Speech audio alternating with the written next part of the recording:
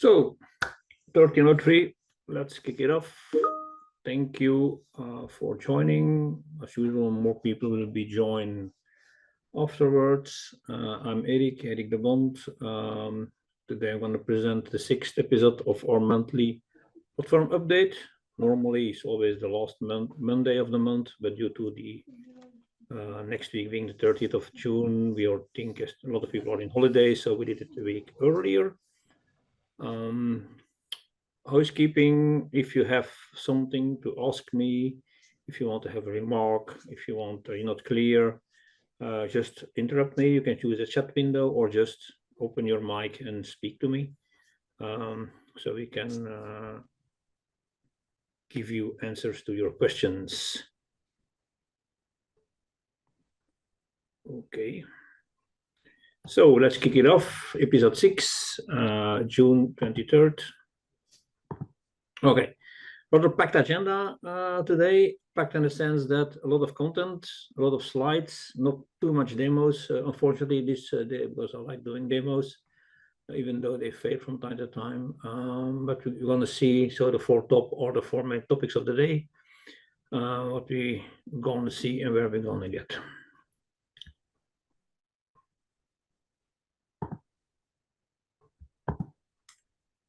So the first one is be informed in a sense that, well, you know, we have this white label storefront where your customers can perform actions.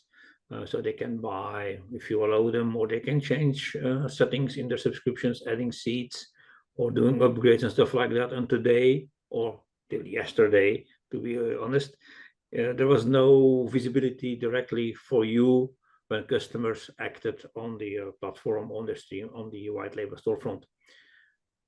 So today, some new email templates have been added. I don't know whether you already used them once or never. I can show you where they are. So today, the templates that have been added is to be informed on anything that happens in the platform. We're going to concentrate on subscription changes, but there are a lot of more templates available, which you can use to whatever happens on the platform to be informed via email. Per default, the mail templates are off, so you don't get emails, but you can turn them on whenever you want.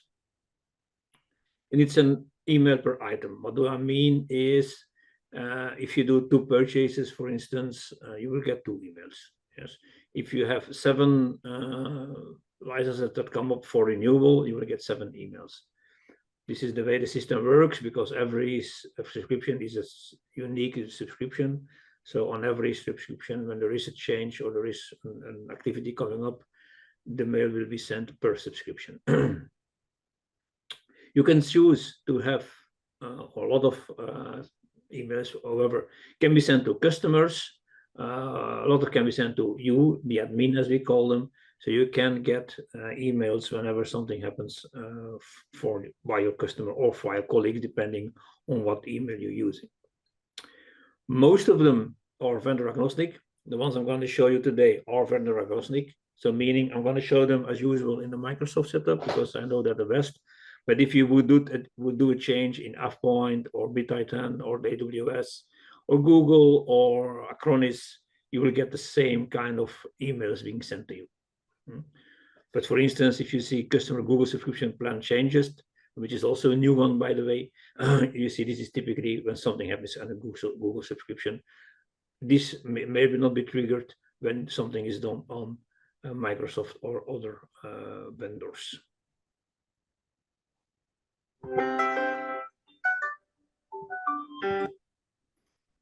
Sorry for that. Let me turn that off. Forgot to turn it off as usual. Voila. So where does mail go to? So if you send a mail to the customer, you know, my favorite customer, Stevie, you will see that in the customer information, there is an email address mentioned. Yes. So if you send an email to a customer, that email will be used. Yeah. You can add users. It will not be sent an email to. The mail being sent is to the account or the email address mentioned in this page. It's important to know. So basically, this is the address. Okay, I anonymize it a bit, but that's the address mail being sent to when you send a mail to the customer. Okay. When you send a mail to you, so to your company, it's this email address that's being used to be sent to your organization. In this case, this is in our example, this is a Teams folder where I send the mails to, or someone I sends the mail to. It can be anything, but it's always per default to that email address. That emails is all being sent when you send it to you, to your own organization. Per default, the mail will come something tdsynnex.com. It's not really TD, but okay. But you don't want your customers to receive emails on changes on subscription coming from TD-SYNNEX. So therefore, you can change the from part of the mail to your own email domain if you would like to, with a user that you would like to send the mail from. What you do is create a CNAME in your DNS settings, not one, but 3 CNAME records basically. The link here is to basically an article on how to change the from, which is really detailed subscription. And by the way, we use SendGrid to send the mails out. So we're not going to connect to your mailer, to your Exchange environment, Exchange Online environment to send the mails. No, it's SendGrid that does it, and SendGrid gets the permission to use your email address by adding the CNAME records. Why SendGrid? Just to allow or to prevent basically that your email domain will be noticed as being spam, because sometimes ION does send a lot of mails out. So to avoid that your domain will be spam blacklisted, that's why we use SendGrid to send all the mails out. So these are the defaults of the template. Per template, they can be overruled. Yeah, you see here that the mail is coming from cloud support EMEA mail says takedata.com. This is the old email address, which give it a name. You can put a reply to email address. So, for instance, you send a mail from no reply at your domain, but you want to have like info when they need to send mail to, then you can say reply to email info at your domain. And so, but these are the defaults that has been defined. So you can put there your from address, and then you click on verify. It will be not verified with the green checkbox. It will be verified. It will open the records to be added to your CNAME, to your CNAME records that need to be added to your DNS environment. Once done, you click verify. You click verify on the other screen, and you're set. From then on, all mails coming from your sending to your customers or to your organization will be having a from address from your organization. But just need to add these domains or these CNAME records in your DNS environment. So the defaults can be overwritten in each template, and you can, there's a BCC field on every template. There's a BCC field where you can say, I want to have this mail redirected to someone specific or a group of users within the company. For instance, you might say that all upcoming renewals will be sent to the sales team because they might use it to contact their customers to discuss what needs to be done with the upgrade. But all like changes being done, you can send that to your operational team. So using the BCC field in the email templates, you can redirect or use different flows to redirect the mail within your organization. Don't use BCC at the customer, because the templates are not per customer or per reseller, so per you. So don't use any BCCs to the customer, because that will give weird results if the customer 1 will receive mails addressed to customer 2. So only to be used there are your internal email addresses. And again, 1 mail per action done. This is some examples. So these are the templates for purchases and lifecycle management of licenses, subscriptions. There's a bunch. There is more. There are more templates. Like for instance, if you apply for a program, or if you want to delete a user, or you have a GDAP request being sent out, all that is taking place by or being organized by email templates. These are new ones. So these are basically, that's why I do this topic today. So those customer subscription changes are changes being done by the customer, so in the white label storefront. If you do a change in Stream 1 Ion, these emails will not be triggered. So they will only be triggered when the customer does an action in Stream 1 Ion. Sorry, in the white label storefront. And then you can see what actually the customer did or what your customers do within the platform. This might be important. Imagine that someone wants to add or go from 5 licenses to 10, but the 0 key was stuck and they got 1,000. So you get an email saying, they're going from 5 to 1,000. Maybe I should contact them within the 7 days after the change of purchase or change of numbers to be sure that this is correct change or an incorrect change. So that's why these emails or this template exist. So it's only triggered when customers do something on the white label storefront.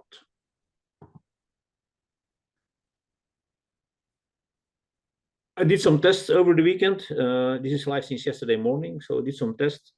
For instance, here I did a purchase of 2 products. In one purchase, I get 2 mails, as I said, 1 per item. You see the time, 11:52:52, 11:52:52, exactly the same time, but I purchased 2 products, so I have 2 emails being sent out.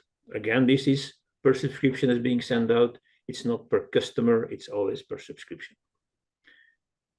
The templates, the content can be changed as well. You can put your own text in the templates. You can change them wherever you want. Having said that, let's see if I can show you here. So this is Stream 1 Ion as you know it. So here we have email templates. For instance, let's say customer. For instance, the quantity update template. So here you see a BCC. So I get a copy of all the mails being sent out. Anyway, this is the from address. This is reply to a hyperscaler. So if I want to reply, it goes to the hyperscaler. So basically the operations team on our side.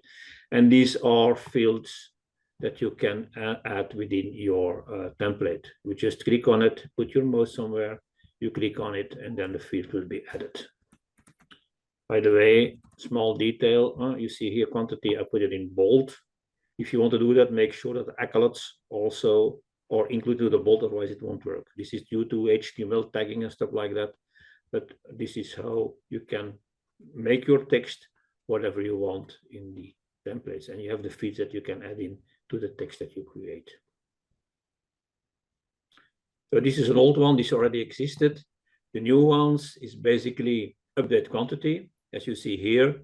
So I have the TD6 buyer. This is the user, that's the company, when it has been done, what's the cloud provider, what's the product, the subscription ID, the quantities coming from 1 to 2, and basically the domain of the tenant. If it's Google or AWS or whatever, you get the same kind of information, but then coming with a cloud provider, for instance, AvePoint, or for instance, Acronis. So this information is clearly on the screen. So I had 1, I went to 2. Quite easy to follow. And obviously, if I go from 2 to 1, I will get a new email stating I went from 2 to 1. As you know, only possible within the first 7 days after the change has been done. Okay. Subscription status. So when you change the subscription to suspend, you get an email saying it's suspended. If you then activate again, you get an email saying it's activated. And if you cancel it within the 7 days, you get the status deleted. So very clear, what did the customer do with the subscription? Oh, why did they suspend it? You can go in and ask them, maybe they should react, maybe they made a mistake, maybe not. Deleted. Deleted is deleted. We cannot go back and reactivate it at that moment. We need to do a new purchase to have that license being active again. Renewal settings, also very handy to know what's happened. So when the renewal setting is going from on to off or from off to on, you get an email on the subscription. If you do renewal settings or billing cycle change, now this is a quantity change. I changed exchange or programmed at the renewal to go from 2 to 1. That's why here. We're working on rephrasing this and getting more clear. Renewal settings, billing date alignment after renewal. And this is basically doing an upgrade, the third line, and at the same moment align subscription date to specific other subscription. So from it was kiosk here, I want to upgrade one kiosk at renewal to out of the two to an exchange online plan 1, and I'll do a date alignment with an existing subscription. So all that is visible within the email templates or within email data. By the way, as you know, if you program an upgrade, do it partially, the leftovers will be away. So if you have 5 exchange online plan 1 and you at renewal upgrade 2 of them to business basic, you will only keep the business basic, not the 3 remaining exchange onlines. This is at renewal, when you upgrade at renewal. Upgrade subscription, so an immediate upgrade. Now I started from 2 exchange online kiosk licenses and did the partial upgrade. So I upgraded 1 to business basic. This is the left mail. And I remain 1 in exchange online kiosk. So you see here at that moment I get 2 emails again per subscription. So 1 subscription stating, okay, this is new, an upgrade from exchange to business basic, quantity 1. The remainder of exchange online kiosk, which is other subscription ID, is still 1 that is available. So you see here, if you do a partial upgrade, you will get 2 emails. If you do a full upgrade, you get 1 email. Only basically the left one saying it is an upgrade from that with the quantity which was the full quantity of the package. So this is how it's presented when a customer would do a immediate upgrade of a partial upgrade. So having 1, the new subscription, and basically also indicating this is the leftover on the old or the original subscription. Questions, remarks?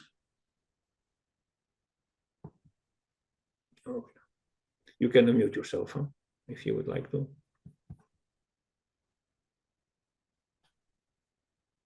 Okay, so that's topic 1, having email templates available. So if you want to start using or letting your customers do themselves changes in the white label storefront, this will be a better experience for you and less risks, less, let's say, sleepless nights, because users are being basically controlled on what they do on your platform.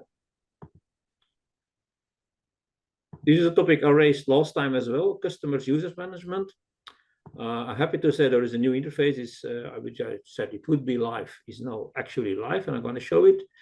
So you have a simple management per subscription. The way I showed it the last time didn't change, but now you have the advanced user management where you can do multiple users, additional management, but also add multiple licenses at once to the same user. Prerequisites. As always, you need to have an active GDAP relation between the customer and SYNNEX. And if customer user conditional access policies, geolocking, privacy, identity management whatsoever, that stops us from accessing the tenant the way we need it to be able to do this, then it won't work. Yeah. So if you don't have a GDAP relation, or if your customer said, oh, I want to use conditional access policies, if we're not excluded, we cannot do this out of Stream Online. There is a PDF at the bottom of the screen clearly explaining how to exclude ourselves from the conditional access policies. We will also send this document with the presentation. So at the tenant, so seat-based licensing, create delete users, assign or assign licenses. In subscriptions, you can nominate owners.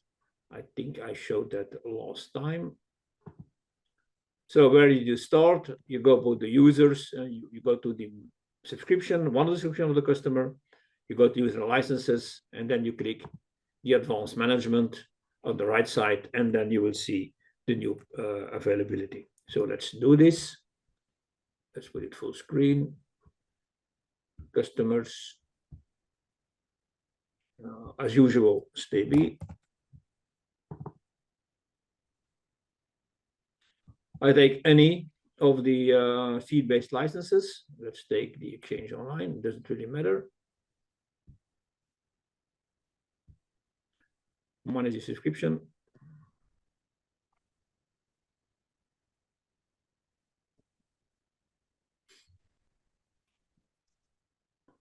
Users and licenses, and then on the right side, advanced user management, where you can have an overview immediately. Okay, how many licenses are available? Just be aware of, you see here, Exchange Online Plan 1, there is 2, because 1 is still in a grace period. So you also see grace period licenses on the screen. This is the way Microsoft presents the information to us. But you can see all licenses that are or ever been on the tenant are now visible on this screen. You can take a user, for instance, I take SYNNEX here. You can do a password reset of that user. You can block him, or you can remove the user, or you can add licenses to that user by clicking this one is available, and this one is available, save. And now SYNNEX has the licenses available. Let's check that. So this is the user SYNNEX. We need to refresh the screen a moment. So this is, as you know, the management. And you see the Microsoft licenses are now being assigned to SYNNEX. And obviously, if I can assign them, I can unassign them. Save. Go to the management again, do a refresh. Do a refresh. Is this the demo that fails?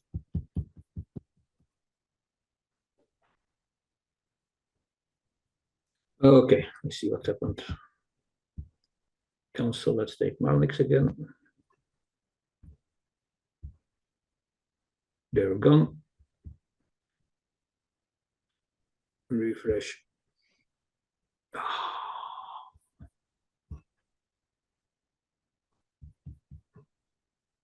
Licenses, they're still here.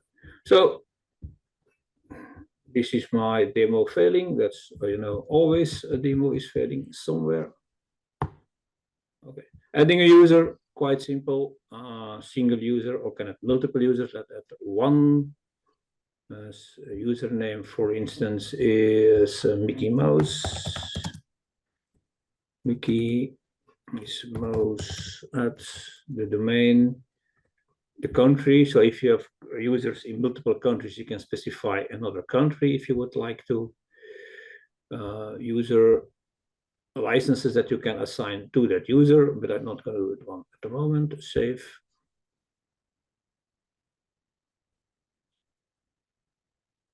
And the user will be added here now. Here is. So this is the user I just created without license. You cannot assign roles within the C1 Ion platform. You can only add users, change the password, and add licenses. If you want to add management roles or other roles or group management, that needs to be done out of the temp or out of the management of Office 365 itself. So let's click Mickey, remove user. Yes.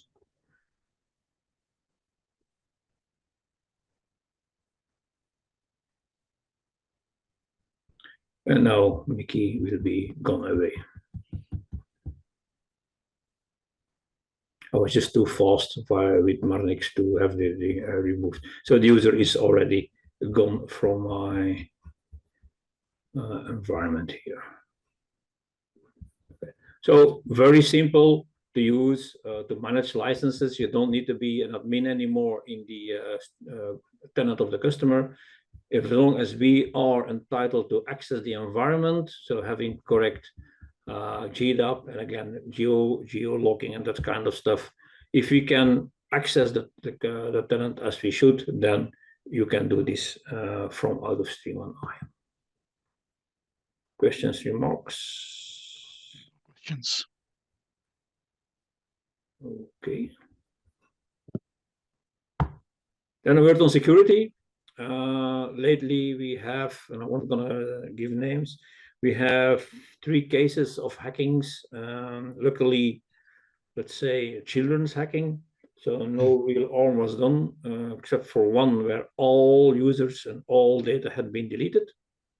So it was recoverable. So that's basically meaning that a big part of the Monday, the company could not work. But that's obviously a stress moment.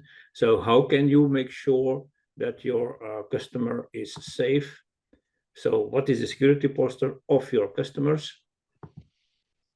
Basically for that, we create a new report, the SecOps report, where you can see, again, if you have the proper rights and GDAP in place, no blocking by conditional access, geolocking, PIM whatsoever, then we can get that information out of the tenant and we can give you an overview of what is the status on all your customers on their security posture within their environment. There's a dashboard and you can do the settings per customer. So this is how the dashboard looks. You see here already on the top,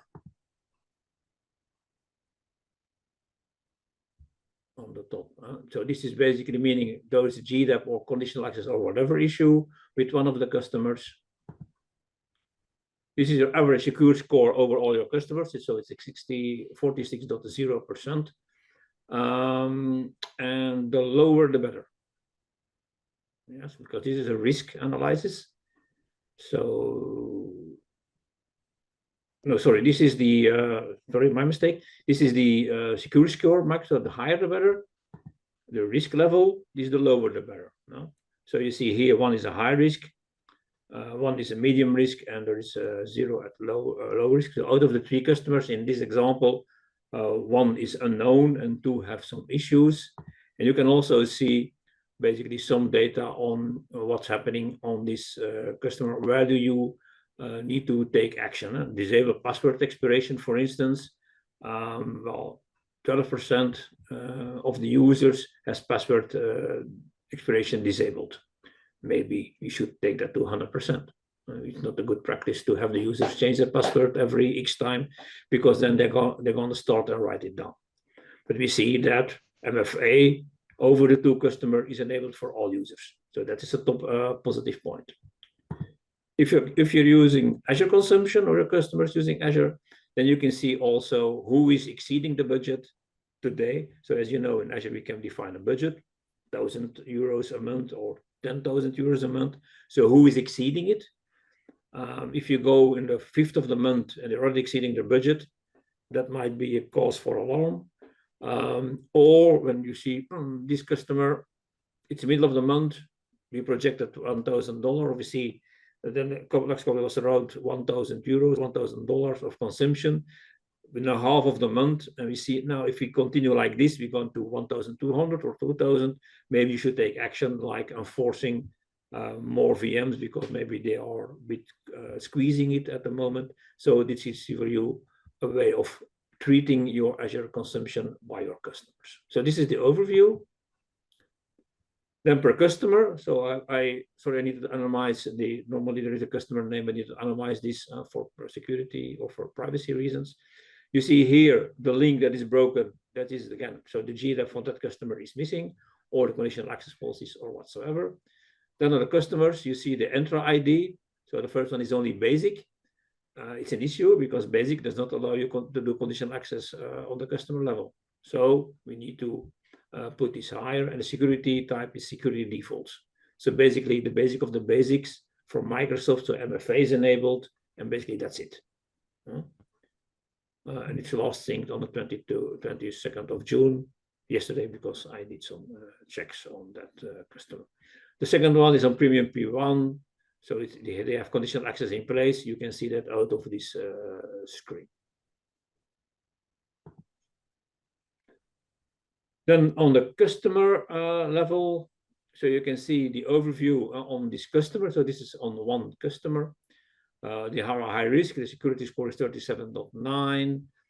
basically say, meaning, oh, whoops, that something is wrong. You can see also again here, and there's no risky access policy, there is no risk defender for cloud in place, but MFA is enabled or all user.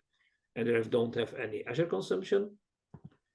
Here in this screen, you can actually change settings at your customer. So you can here update settings for the customer, like user-based rules, GEO restriction, and so on. So for all this Azure type, Azure budget, Azure policies, and authentication, I didn't took screenshots of all the screens, but authentication, for instance, smart lockout options, yes or no, customer bank password, all those things you can define from in Stream on Ion. And then when you're done on the fourth app, you say apply this configuration, and this will be then implemented at the customer tenant. So this way you can basically go in and have these changes done on your customer tenant. Again, at the moment, this is Microsoft only, and this will also be widened later on to other vendors as well. Okay. Questions, remarks? No remarks. Thank you, Chris. Then GDAP. I said you need to have a GDAP. Now, how can you control whether GDAP is active, or how can you renew the GDAP link for your customers? So how to set GDAP policies. So the other way around now, it's required to be able to do actions as we saw on the two previous topics in the presentation. So Azure Scripture Management, User Management, SecOps settings. For all that, you need to have at least GDAP rules in place, which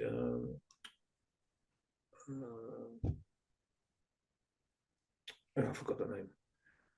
We always use the acronym GDAP. So you need that.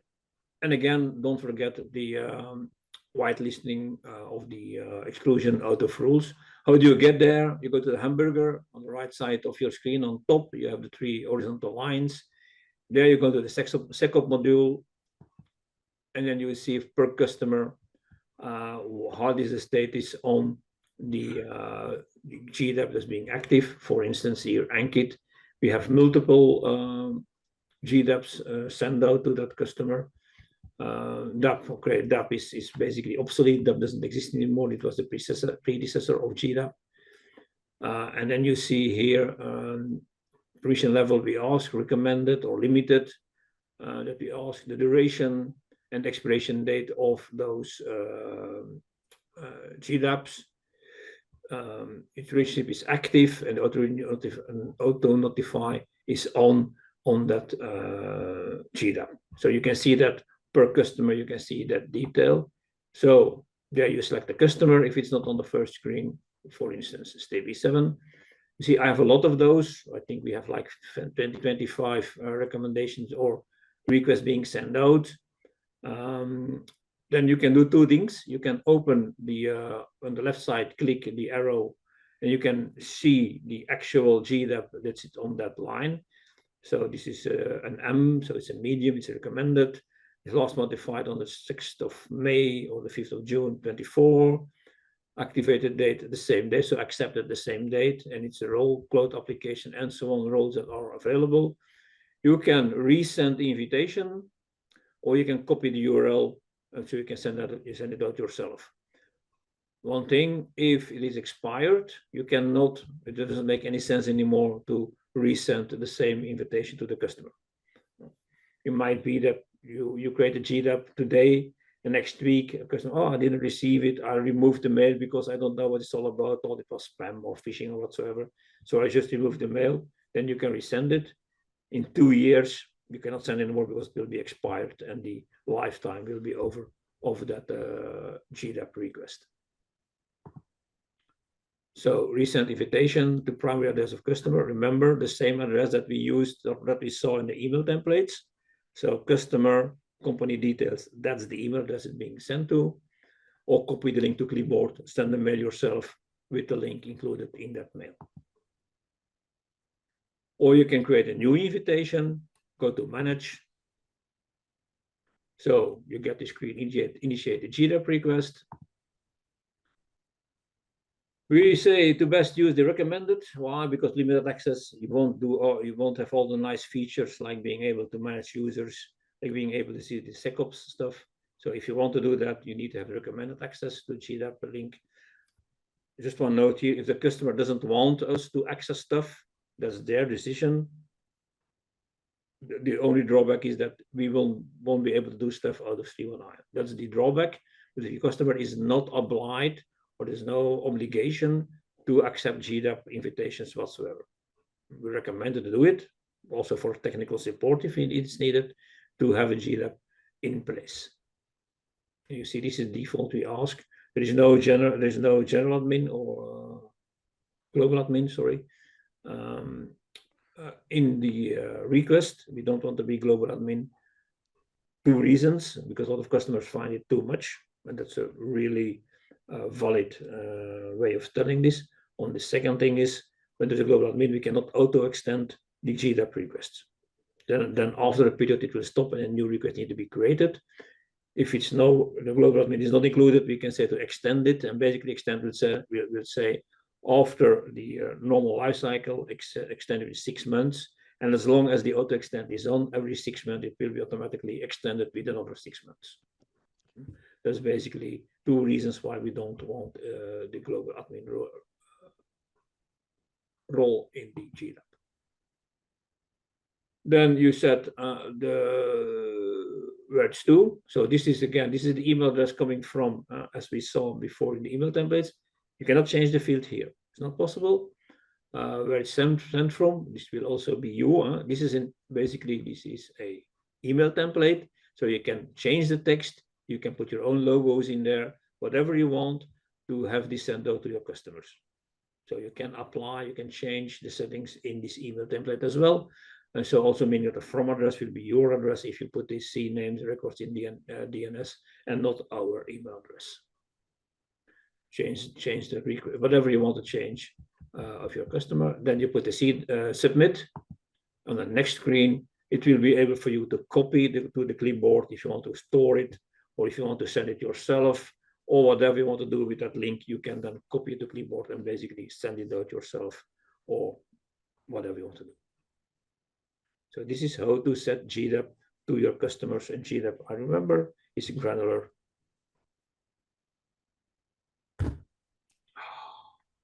No, I forgot the second word, but okay, no problem. Delegated admin privileges. That's the word I was looking for. So, questions, remarks on all the presentation, all what you saw today? No. Okay. Then we come to the every session stuff. So all information, all trainings, and more regularly updated, you can find on Brainshark. So these are all links. They will be in the presentation or in the PDF that you will get from the slides. So you will see all those, and it's already a bit outdated. There are new trainings being added lately. So all those trainings are available for you to see how the platform is working, what you can do and cannot do with the platform.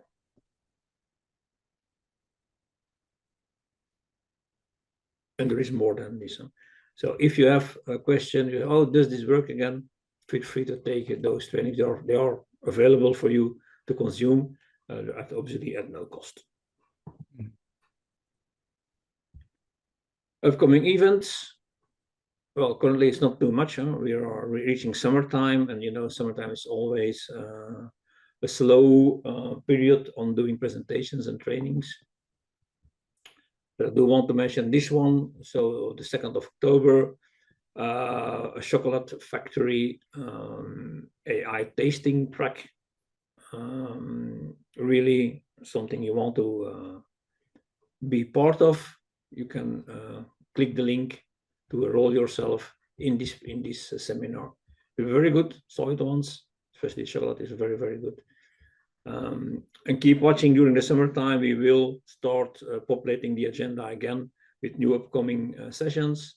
We will also, again, take these sessions on updating on the platform. If you say that Monday, 1 o'clock is not the best timing, please let us know if you want to have another timing, not too early in the day, not too late in the day. But if you want to have, say, look, now for me, like 4 o'clock would work better, or 9 o'clock would work better, just let us know so we can adapt our schedule for the next sessions starting most probably end of August, or at least somewhere in September. Okay. Questions, remarks? No, you have answered a few of my questions already, so okay, that's fine. If later on you have questions, do not hesitate. Mm-hmm. You can always find us at hyperscaler.be at telecynics.com, or Microsoft.be still works at telecynics.com. That's where we are. You can always find it. You can call us. You have the number. Next session, as I said, somewhere end of August, maybe already, but certainly September, we will take on this new series. There are some nice things coming up over summertime, so we'll discover them together in September. Okay. Anyone else? Okay. So then I would say thank you very much for attending. Enjoy it. Again, if you have questions, do not hesitate to contact us. We're here to help you. We're here to support you. Just drop us a mail or call us. We'll be happy to help you. For now, thank you very, very, very much. And I would say have a nice working week. For some will be the last week of the year before summertime, summer break. Some will work a bit later, but that's your own decision. So have a good working week and see you later. Thank you.